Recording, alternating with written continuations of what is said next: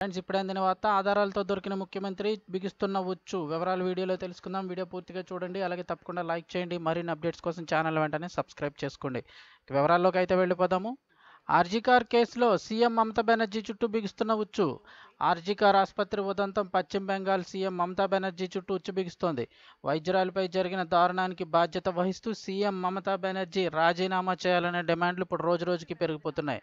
ఇప్పటికే ప్రజలు, వైద్యులు, న్యాయవాదులు చేస్తున్న డిమాండ్లు పెరుగుతున్నాయి. తాజాగా ప్రతిపక్షాలు సైతం దీదీ రాజీనామాకు పట్టుబడుతున్నాయి. ఈ డిమాండ్పై ఇప్పుడు టీఎంసీ నేతలు బీజేపీది పితృస్వామ్య పాలన అంటూ ఎద్దేవా చేస్తున్నారు. దీదీకి మద్దతుగా నిలుస్తున్నారు. అయితే మరి బీజేపీ పాలిత రాష్ట్రాల్లో దారుణాలు జరిగినప్పుడు ఎలాంటి డిమాండ్లు ఎందుకు చేయలేదని ప్రశ్నిస్తున్నారు.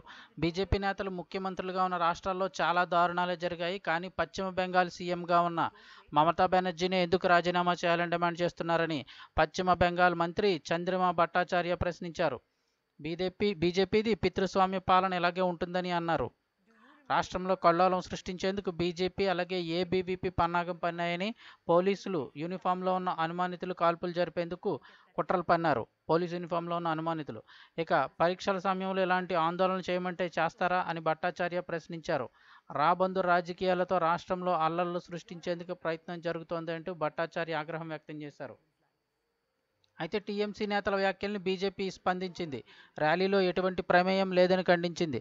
తమ పార్టీ సభ్యులు ఏదైనా నిరసనలకు హాజరైతే అది వారి వ్యక్తిగతంపై ఆధారపడి ఉంటుందని బీజేపీ పేర్కొంది.